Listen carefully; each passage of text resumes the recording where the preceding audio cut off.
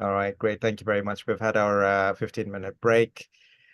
We're back to the Obstacles to Opportunities Live Summit today. It's a full day of interviews, fireside chats, panel discussions with distinguished speakers and a number of guests as well. And today at this hour, we've got Monica Jonsson and Manoj Aggrawal.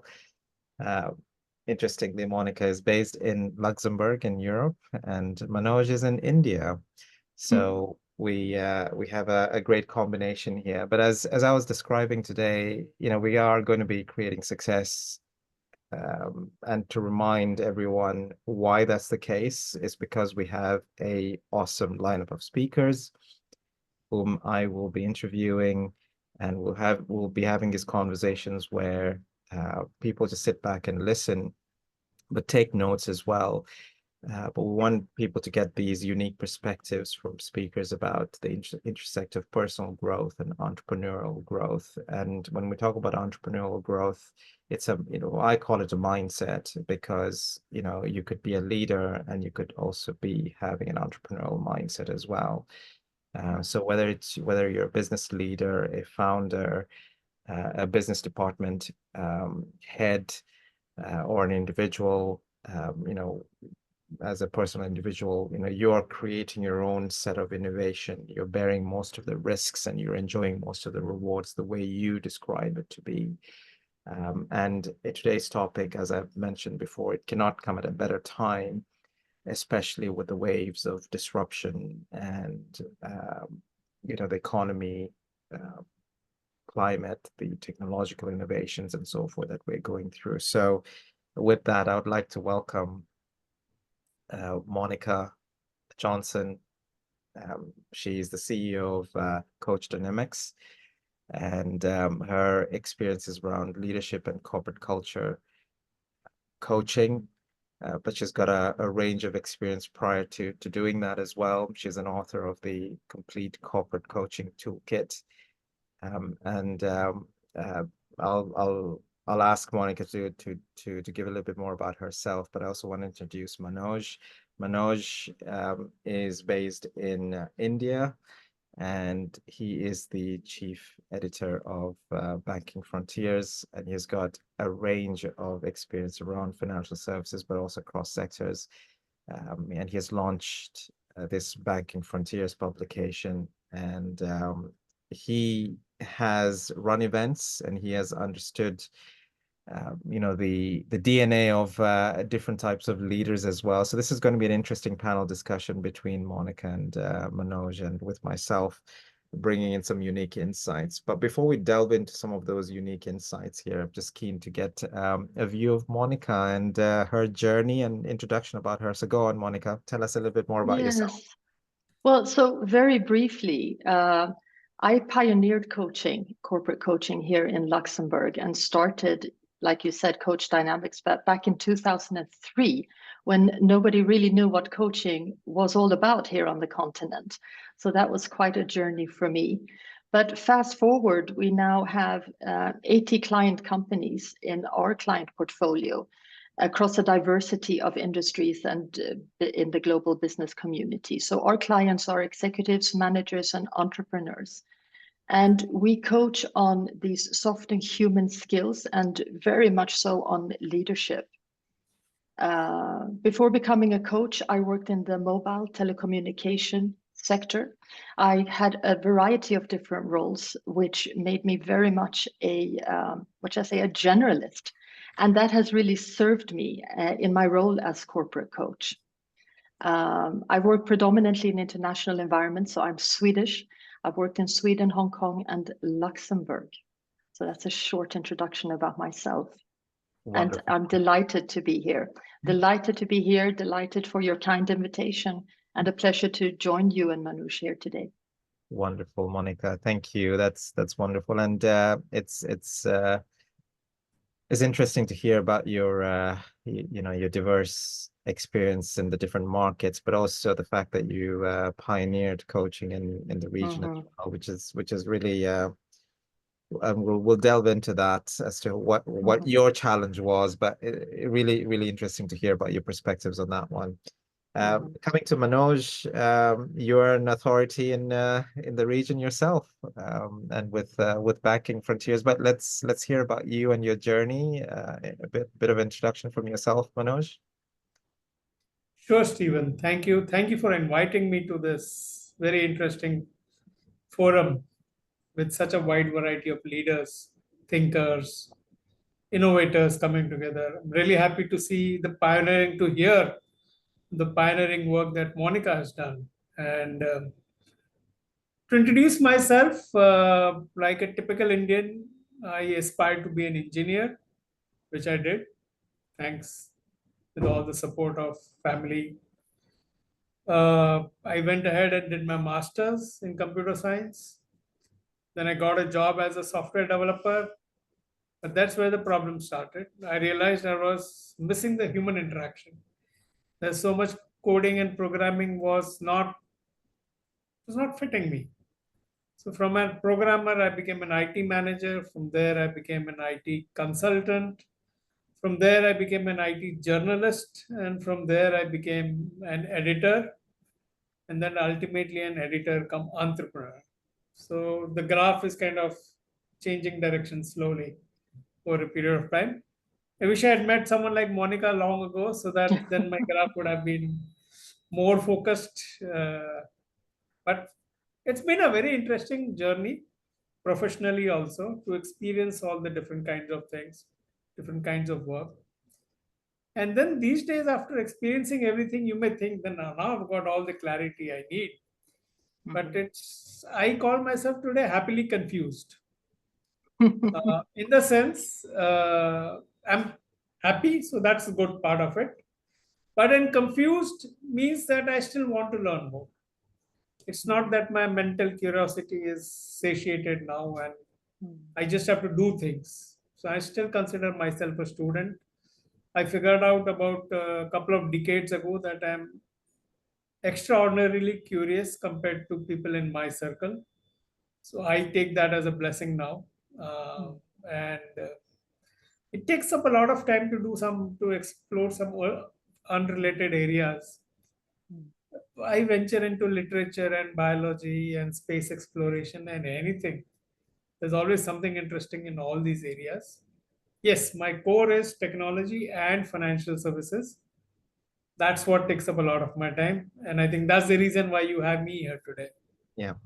And no, thank you. And look, the critical formula here is diversity, right? So we want to hear about those different experiences and how we bring that to life, but in also the areas that you are focused on as well. So let's let's start with some of the the insights around leadership and cultural transformation. Monica, in your experience, we've talked about leaders and entrepreneurs, and I'm going to put entrepreneurs in that big bucket where it's really about a mindset. It's about people who are leaders, individuals. I mean, even in a personal life, you could be an entrepreneur. You can have that entrepreneurial mindset.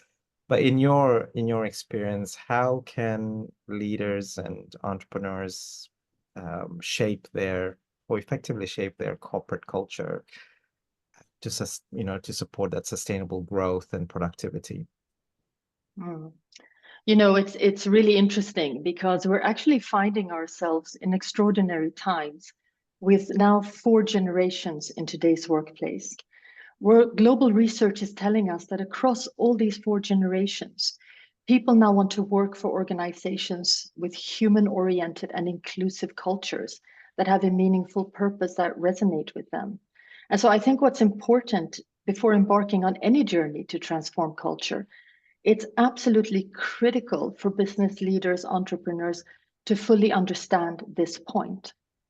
And we talk a lot about corporate culture, but just so we're on the same page here, corporate culture actually stems from the collective behavior of all employees. And sometimes we hear it referred to as the way we do things around here. And the way we do things around here translates into how we behave with our colleagues, at all levels and across organization, how we treat our customers, and now more than ever, how we respond to change. It's true that every company has a culture, whether it's been established spontaneously without any real direction, or whether it's been established by intentional design. But whichever it is, all of us know that it's a powerful force inside any organization. The word culture actually means to cultivate. I looked it up at some time ago, and it actually means to cultivate. And so if the aim is to cultivate a culture that to your question supports sustainable growth, well, then it needs to be intentionally designed with that objective in mind. And I think one of the first steps that is so frequently overlooked in cultural transformation projects that I have been fortunate to be part of in my role as corporate coach is the careful selection of core values that need to be in place in order to support the overall objective. This step is important because the purpose of company values, which people often overlook, is to provide the ultimate guide for the entire organization when it comes to the behaviors required to shape a desired culture. And then, of course, with the tone set at the top of the house, the most senior executives need to visibly demonstrate their commitment to the values and the desired culture by their own example. Because if they don't, then neither will the rest of the organization. I often say, an organization is a mirror of its leadership team. And where there is alignment at the top, well, then the rest of the organization tends to follow. So I think, just these very short steps and just being very mindful about what is the desired culture that we are seeking to establish here. And so what do we need to do? We need to start with the values, and how do we translate them into behaviors where everyone understands and everyone is held accountable to them. That's how we are embarking on the journey to really get that culture we're looking for.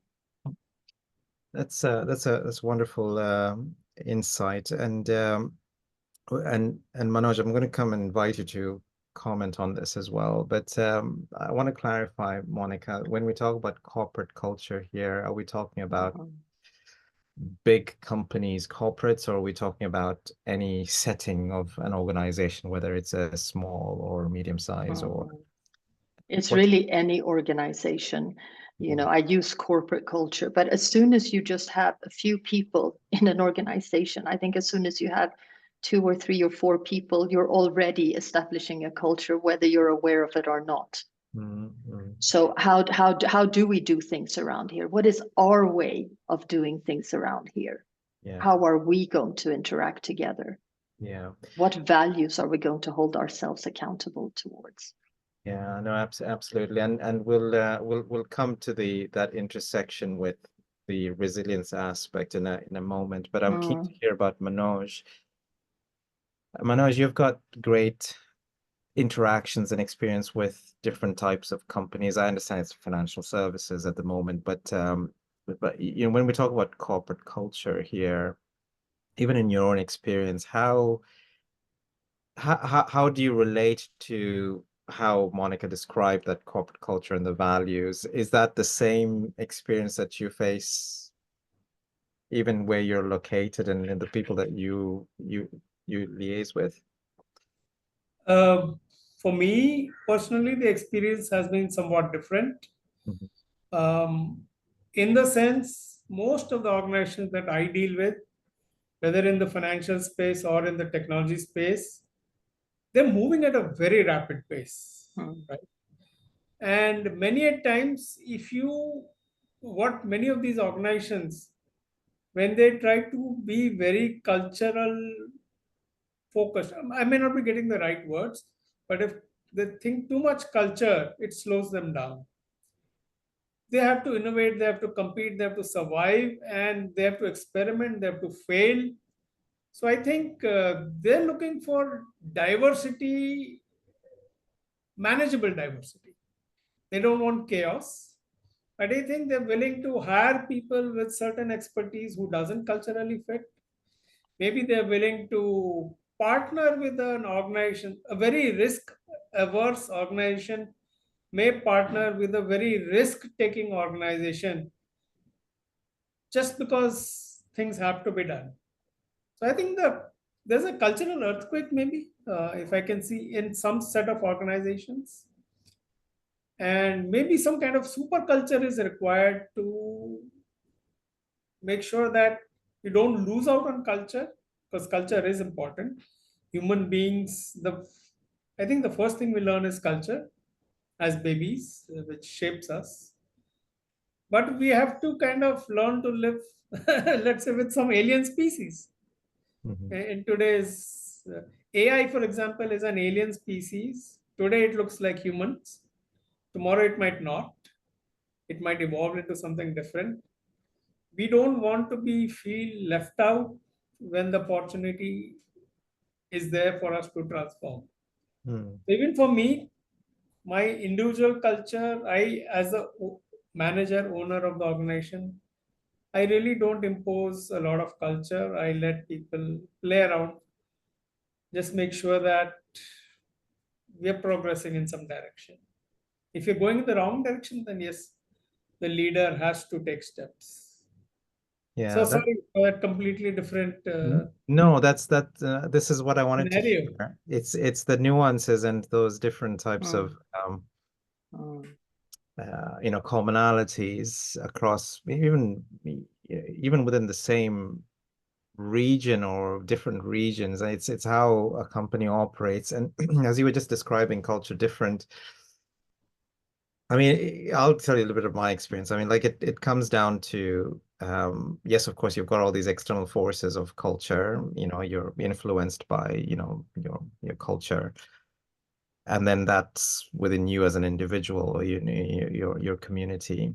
mm, But then when you come into that corporate environment, whether it's a small, medium, large organization, or even as a founder, for example, it's now how do you intersect, those parameters or those guardrails or those operating model of that small group of people or that group of mhm, people that you call a company mhm, versus you as an individual. Uh, mhm, and I find sometimes that could be it could be really a great alignment, or it could be a hard-hitting type of a conflict, or there mhm, could be some passive conflicts there. And I think that's really where the culture really comes to life, and how you perform, how you embody, and so forth. And this is what I wanted to get a sense of, when you come in mhm, as a leader or as an individual, how do you navigate through that? Because you're going to be faced with mhm, so many battles to either agree, disagree, and so forth. So how do you do that? So Manoj, I do recognize that, because if you as a progressive leader say, well, I'm fine with the way you're coming in and operating. My question back to the both of you, actually, Monica and Manoj, is, do you actually need a set of rules? I know there are values to actually operate within the company culture, or is it mhm, laissez-faire? mhm. So if I may, I Yeah. would just like to clarify that when you're establishing a culture intentionally, it's certainly not about restricting. So, like innovation, for example, could be very much part of a core value, making things happen, being proactive and innovating and being creative, which is on the strategic agenda of most companies. I mean, if we want to build future-proof organizations, we really have to create an environment where people can be creative, innovate, and where they can be on intrapreneurs inside these larger organizations. So what we are really talking about, it comes back to some kind of accountability or some kind of values around how do we behave with each other. We can disagree, we can have healthy debates, but how do we behave with each other? Is respect, for example, is being constructive part of that? How do we treat our clients so that our customers get a consistent level of service from us, no matter who is serving them?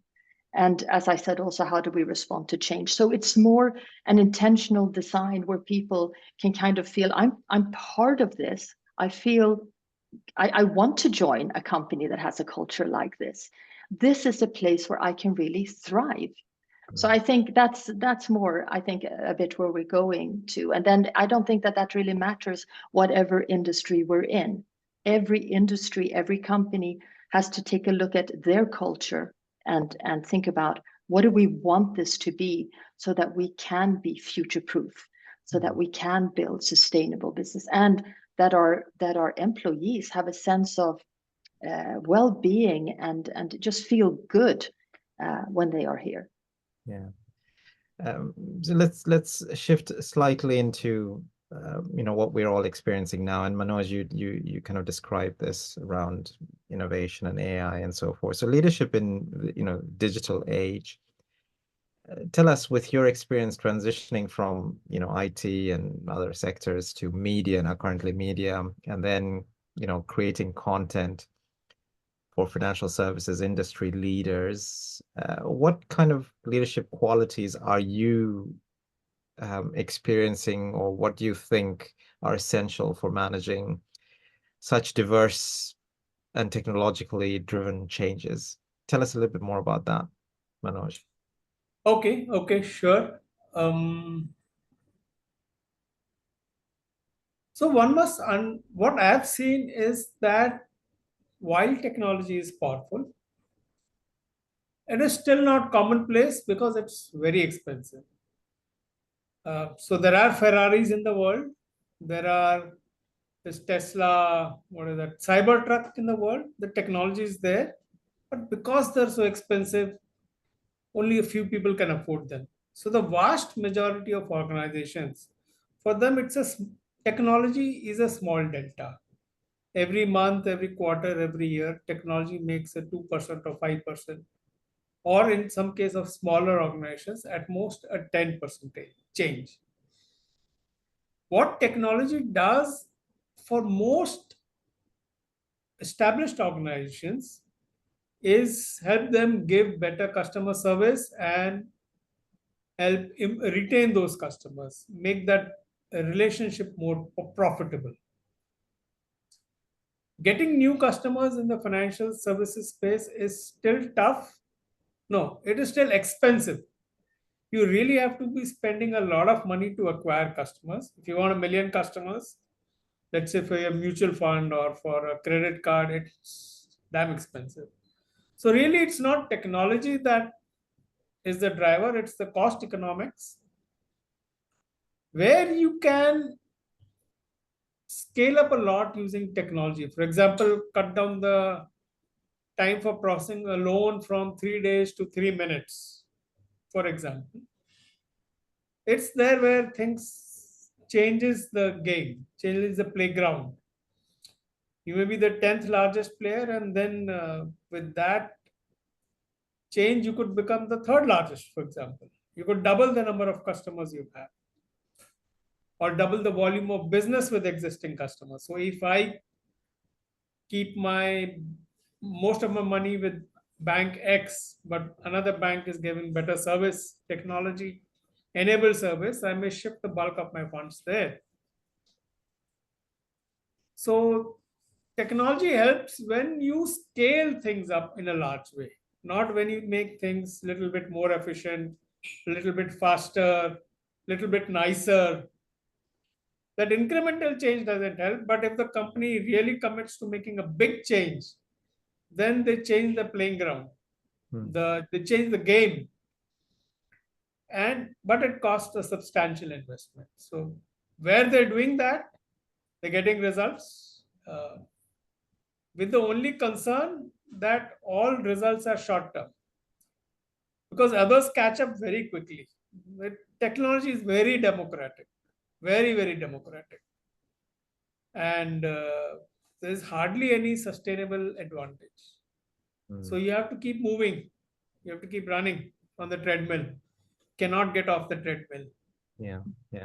And so let's just explore that a little bit more now with Monica. So we're seeing lots of shifts in technology, innovation. So when we talk about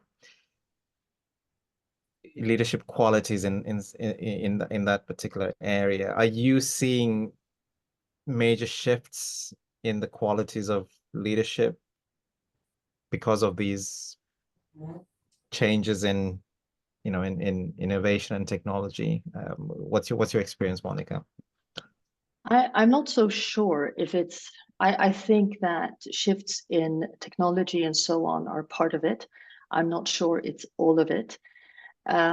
When I talk a lot about 21st century leadership, which is the focus of my book, and I do refer to this global paradigm shift that we see now towards principles that are now more centered around people. And I can see that this is really requiring much more aptitude from leaders in what we are referring to as these soft human skills. These days, a person's leadership is largely evaluated on the basis of how they behave and what they do. So I'm seeing also, it's not enough to have a fancy title for people to want to follow you. It's just not sufficient. And a lot of these traditional leadership styles that are steeped in fear, certainly that I grew up with, and defined by control and command, are now largely seen as outdated. So what are people looking for? People are looking for leaders that inspire them. And that to achieve, to be able to inspire others, leaders now need to connect with and be relevant to those that they lead. So I see that modern leadership has become more providing a holistic employee experience instead of a traditional transactional one. And traditional transactional, I pay you a salary, you do your job, full stop. When it comes to the work I do with leaders, I get contacted by so many senior executives and top leaders who really want to enhance their leadership skills. One of the first questions I ask is, what does leadership mean to you? And that may be a very simple question, but it triggers really profound and useful reflection and is a good starting point for clients to become more self-aware about themselves in their leadership role and what kind of leader that they need to be and want to be able to lead the organization in the direction where they want to go with their strategies and their visions. I think that leaders also need to be very mindful that operating in this constant change and uncertainty isn't easy for many people. And I do think that this is one of the reasons why empathetic leadership is so much in the spotlight and why active and engaged leadership probably plays a more important role than it ever has. So for that reason, I really encourage clients to embrace what I call a situational leadership approach, to take a step back and view things from a multiple of perspectives, and to regularly reflect on the question, given this current situation or challenge or opportunity, what is required from me now as leader? What is required from me now? Because I think gone are the days where you had one way and you drove that way all the way. The world has become too complex for that. That's great, Monica. And absolutely, situational leadership is a right way to go with how you're navigating through a lot of the changes. Manoj, I'm curious now. So within, let's say, India, for example, and all the people that you're interacting with, how are you actually experiencing, or how you're seeing companies operating there? Do you see situational leadership as one of the critical ways in which leaders operate within their companies, or is that like just case by case, or how does that happen? I'm just curious from a regional perspective. Yep, my experience is regional. So something interesting is happening. Situational approach to leadership, as Monica described, is one transformation. Leadership was pretty clear-cut what leadership is. All these past several decades or even centuries, leaders fought for freedom or fighting against injustice or fighting for equality. So those are the kind of leaders we had originally. Then we had business leaders in GE and Microsoft and companies like that. But today, if you look at the world, there is a certain population, let's say about 1 billion people out of 8 billion, that are well off, okay? That have good education, good job, good income, their safety, the society around them works. They have the opportunity to move from one country to another, become a citizen of another country if they want to. So a lot of those constraints have gone. Or maybe a setup around 1 billion people, maybe lesser. They're not looking for traditional leaders. Who are they looking for? If you look at myself, and is there any one leader that I aspire to follow? Today, there is no one such person. I'm looking for different leaders, I'm influenced by different people in different fields. So, who am I influenced by? I call such people today creators.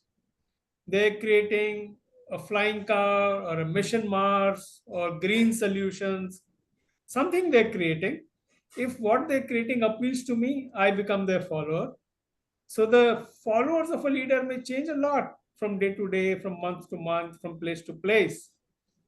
But a lot of people like me and you, I guess, and Monica are aspiring to follow some creators who are creating something exciting and meaningful for the world or a country or for some community. Mm-hmm. And all this is, as I see, going up the Maslow's hierarchy. The Maslow's hierarchy starts with your basic needs, food, water, then some safety, then some friendship, then it goes on to some respect and esteem, and finally it goes on to self-actualization. So those of us human beings who are somewhere in the middle or the upper portion of Maslow's hierarchy don't need the traditional leaders. We are not looking for salvation kind of thing. We are looking for self-actualization. And as of now, the really creators are the kind of people who gives us that role model. That can I become like maybe an Elon Musk or someone, whoever you admire. So the 7 billion people, yes, you need traditional leadership. But there is that exciting 1 billion kind of population that needs a new generation, next generation of leadership, which is truly inspirational.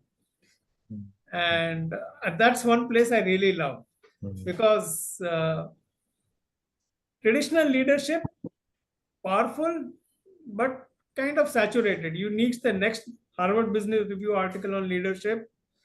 It's mostly 90% of what was there earlier. Beyond a point, it's not exciting. But these new thinkers, creators, visionaries, they're transforming the world.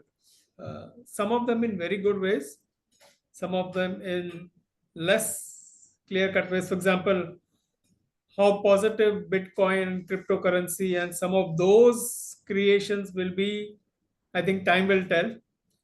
But at least there are people doing some kind of creation, which is transforming the world. And that's exciting for me. Yeah, no, that's absolutely true. So let's segue. That's a very good segue to diversity, and I'm talking about diversity with a capital D here.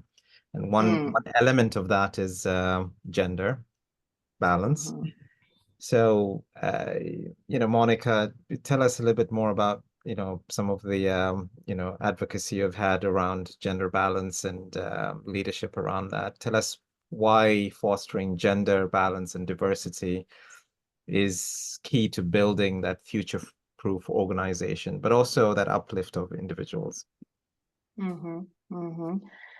Yeah, I mean, we keep coming back to it, but in a world that now has become truly global and is constantly changing, when I'm looking, I'm very fortunate actually to sit here in Luxembourg because we really have a very diverse workforce here. And I do firmly believe that diversity now has become, with a big D, has become a necessity at all levels, not only because it's a matter of fairness, but I really see that it has become a requirement for this continuous innovation, value creation, and growth. Once again, that we need, right, to build these sustainable organizations.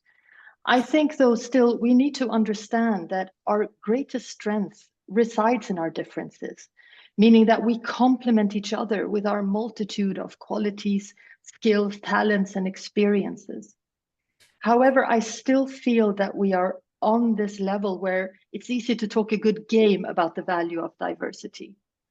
But to truly capitalize on its values, once again, companies need to cultivate cultures that are inclusive of everyone, where people can feel truly valued and where everyone has a sense of belonging. I've been doing this now for 20 years, having this corporate coach role. And so I'm really convinced that corporate cultures that are inclusive will outperform those that are not, because I think this is really key to attracting the right talent required. We know now that the younger generations, when they are looking for their first jobs, they are actually researching what companies they want to work for. And looking at these companies' cultures is really a big element in them choosing what employer they want to go to, which was very different when I was growing up. I was just delighted that somebody would give me a job, but they are really doing their research. So the chairs have kind of moved here. From a gender standpoint, I can only express disappointment that balance in the top positions continues to be slow.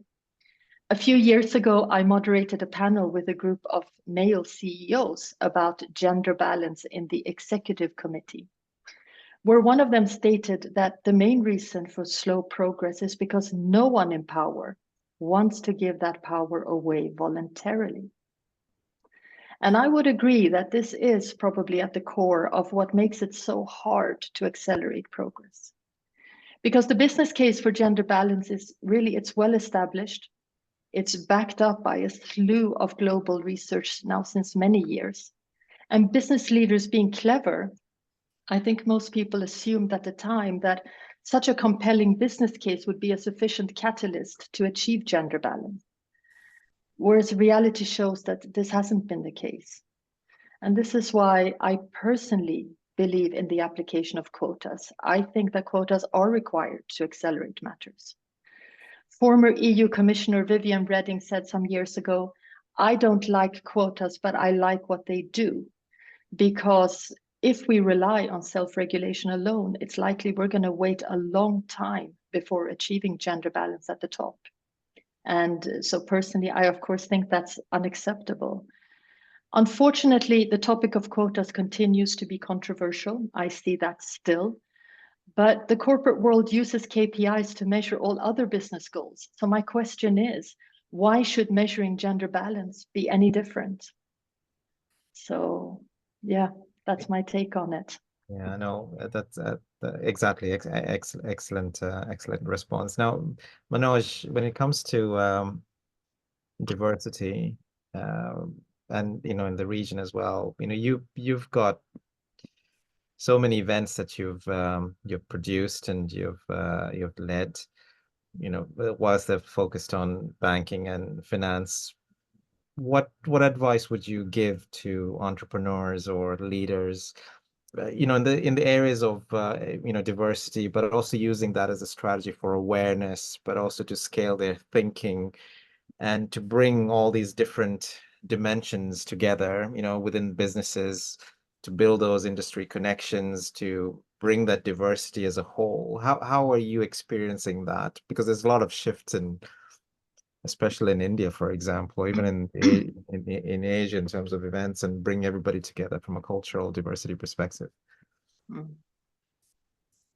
Talking of cultural diversity or gender diversity? Gender, yeah, gender and culture, yeah, they're kind of, yeah. Okay. Like Monica said, gender diversity, still there's a wide gap. Definitely in India, when we do our events, maybe 10 or 20% of the participants are women, which really shows a really big gap. How can this gap be filled? I don't think traditional ways of making changes, of encouraging, of giving, of having quotas, those things are needed, but they're all very slow. I mean, even if you, in India Parliament, they have 33% quota reservation for women. Has that up? So within the Parliament, there are 33% women. But in industry, in jobs, in the workforce, in education institutes, the gap still exists. So you can fix certain places with quotas or some other solution. But I think the solution, men cannot create the solution. I think women have to create the solution.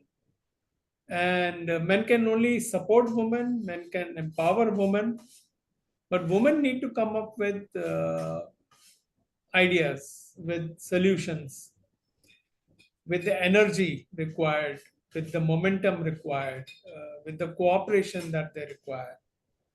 We men can only give so much.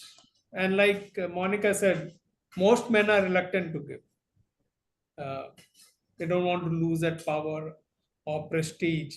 So it's again that Maslow's hierarchy pyramid. If I don't want to go down the pyramid, I want to keep going up, rising up. Mm. And I think women have to do what I would. Different organizations have corporate policies that encourage women to join in after maternity, to get specialized training, to get work from home, greater opportunities to work from home. All those add 5, 10, 15% in a typical organization to women's comfort and career. But the gap is like a 1,000-year gap. Something, maybe AI will find a solution. I don't know. Maybe Monica should experiment with AI. What's your view, Monica, on I mean, like Manoj brings a good point around, well, there's to a point, you can create an environment, but it comes down to the individuals as well to take that forward. Do you feel that that's the case, or is it kind of mixed? So I tread lightly to speak for what it looks like in India. I can just say that from the research and my own experience, women have been graduating from universities en masse since the mid 70s. And I think anyone who has taken themselves through university actually are quite keen to do a career. But you enter the workplace and, coming from the mobile communication sector myself, I was almost all the time the only woman in the room at that time. When you are consistently outnumbered and when you're having to work 2 or 3 times as hard and you're set to another standard, it's really not easy. It's really not easy. So I would just say that I think gender balance, diversity in general, I think we as human beings, we are all equal and we should have equal opportunity. And I just think that we need to be mindful of our unconscious biases. And I think that we should work together to make this balance happen. I think it's important. I think given the challenges and the business complexities, I think it's important that we let everyone have a chance to come in. So I think it's a matter of sustainability. I really do. And I come back to it. As human beings, we're all equal, but we are far away from equal opportunity. Okay. Can I make a point to what Monica go for it. Yeah, go for it, Manoj. So men and women are not equal. I think women are superior in so many aspects. Men are superior to women in muscular strength, primarily. But if you look at the ability to withstand pain, women are stronger. If you look at the average lifespan, women live longer all over the world. Okay.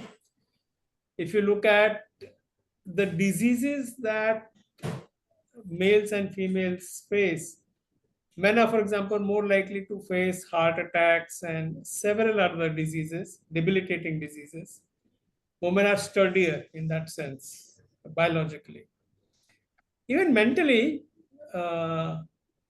women are, how do those scientists describe it?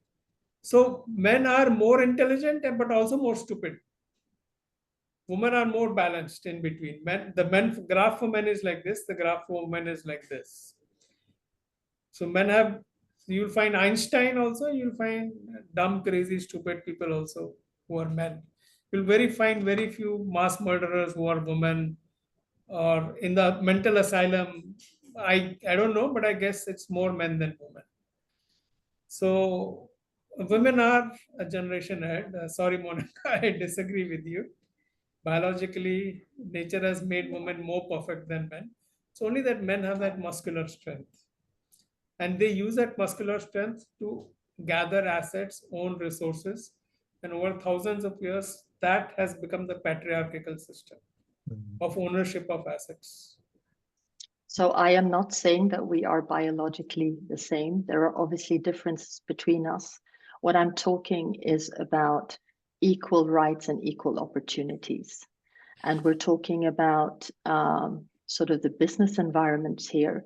And I am very fortunate to have worked, I'm raised in multicultural environments and have worked my whole life in multicultural environments. And I have to say that working with teams that are very diverse tend to make better decisions, have much more dynamics, you have much more creative ideas, and there's just a dynamic that comes into play when we can be truly inclusive and invite different people from different cultures, gender, and so on, and generations into the room.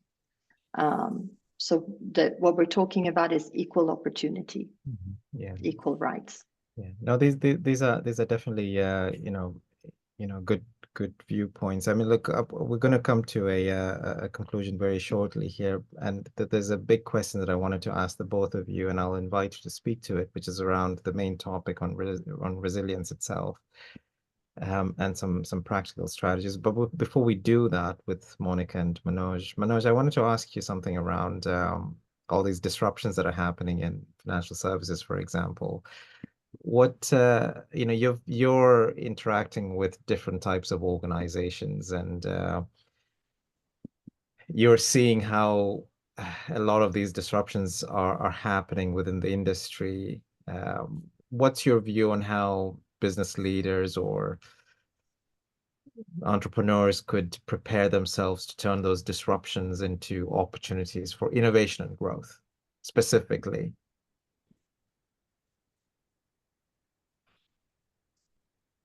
Disruption was a very catchy word 2, 3, 5, 10 years ago. Now it sounds like it has been abused a lot in the tech world, especially. You see very few people saying, I'm going to come and disrupt banking or insurance or mutual funds or stuff like that. All those core financial products, all the big financial companies, banks, insurance, NBFCs, mutual funds, they're not shaking their boots that some tech startup will come and disrupt me. They're not even worried today about big techs coming in, whether it's Google or Amazon or Microsoft coming and disrupting their business. They've figured out that they're going to hang around. The business is not going to get disrupted. So neither the big companies nor the core financial products like a savings account or a credit card or a motor insurance, none of those are getting disrupted. At least in India, there are two disruptions, two things that have happened that can truly be called disruptions. One is healthcare insurance, which was stagnant for ages. What changed that was COVID, and health insurance is booming in India as a business. The financial product, health insurance. Second thing that's a disruption in India is digital payments. And that can be attributed to technology for sure. It's a really good, mature use of technology. But also it is backed by government subsidies. Okay. So these are the two things that can truly be called as disruptive in India. What X, Y, and Z IT companies, tech companies, fintechs have done, or even banks have done, is not really disruptive. Things keep going on. So the lesson from this is disruption happens either by a powerful force like a government, or disruption happens with a powerful law force like a pandemic, or it could be a natural calamity, or God forbid, Cold War between US and China becomes a hot war. Some large scale activity, some big activities are disruption. The entrepreneur who can figure out it's happening and plan for it and produce some offering and make it worthwhile in the short window that is available, that guy can be a disruptor today. Otherwise, disruption is just like a PowerPoint presentation in some boardroom or to some venture capitalist. I seriously don't see any disruption, at least in India. In some other countries, other regions of the world, there may be a different viewpoint. So that's my take on disruption. I can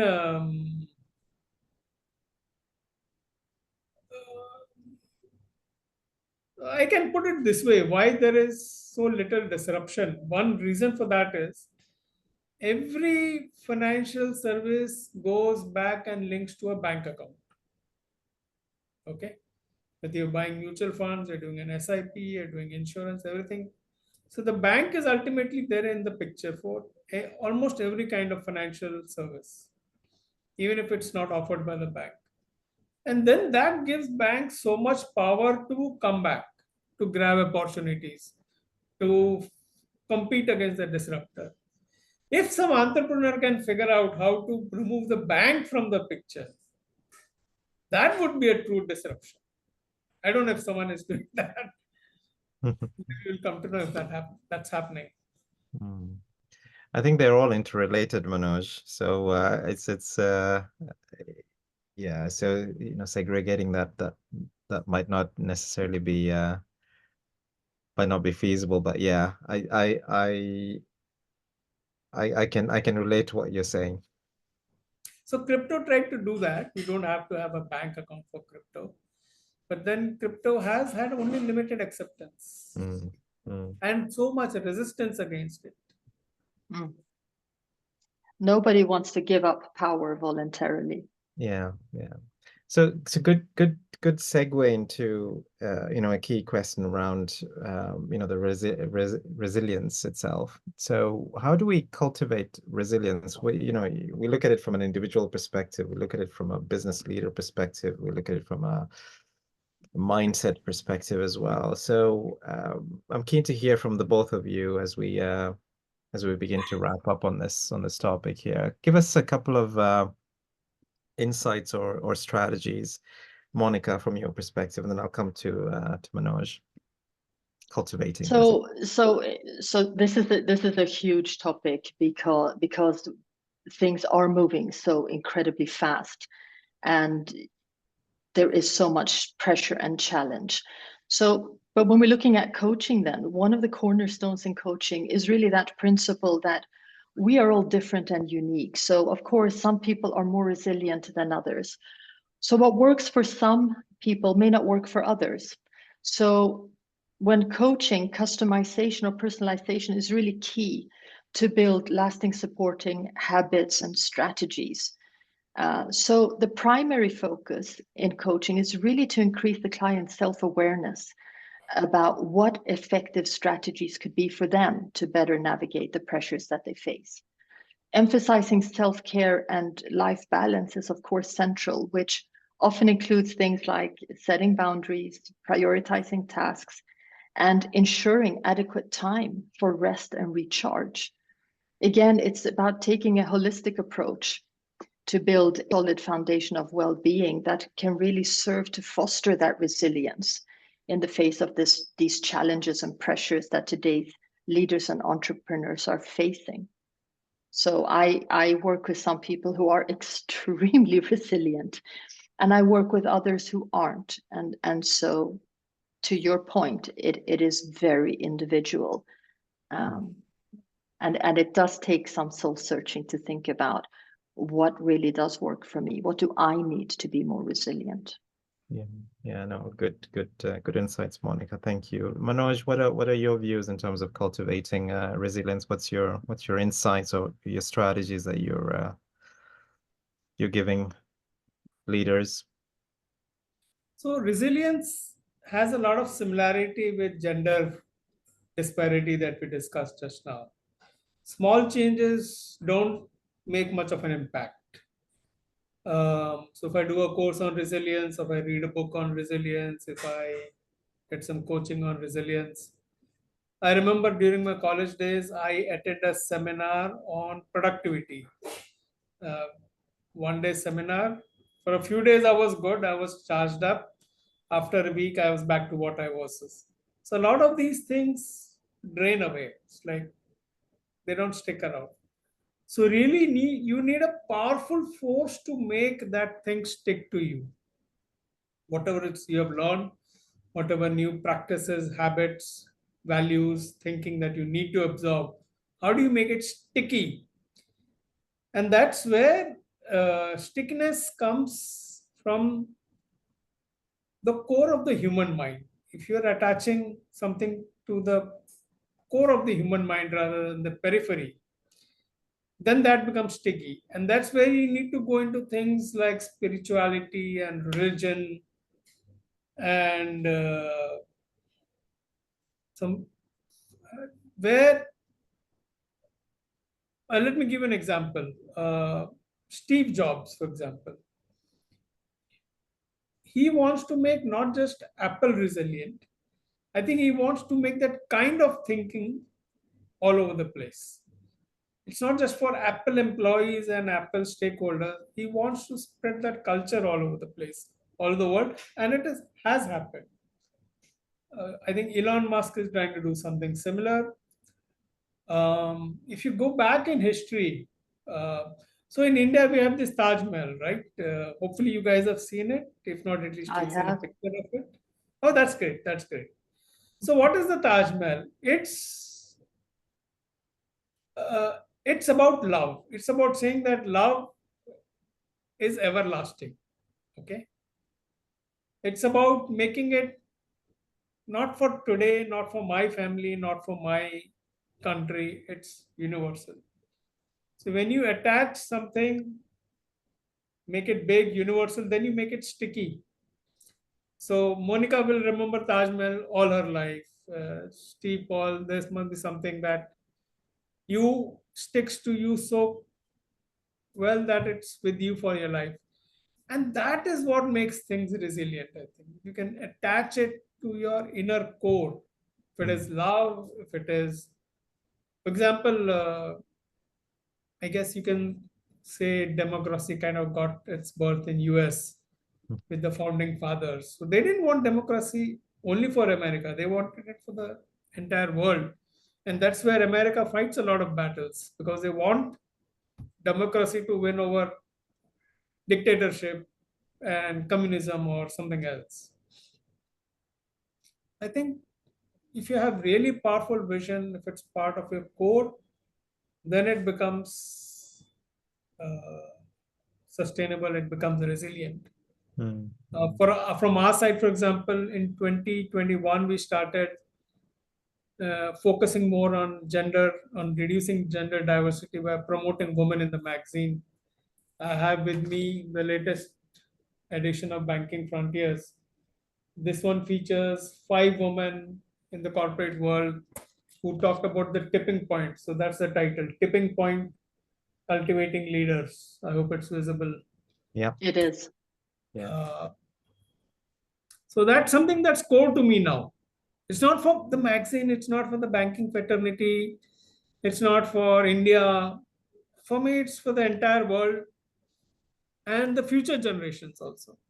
So we keep doing this, try to do our bit to make, to give women the kind of standard of equality that they deserve, which men have unfortunately snatched for over thousands of years. When you attach yourself to something big and powerful, then it becomes sustainable. That's the way I see it. Otherwise, it's time pass. It's temporary. Okay. Wonderful, Manoj. Thank you very much for that insight, and Monica, thank you so much for sharing all the insights around resilience and leadership and coaching. Manoj, thank you so much for talking about the differences, but also insights within the region as well, and your experience as well. This has been an insightful discussion. Thank you, and I appreciate you for being part of this discussion with me. Thank you.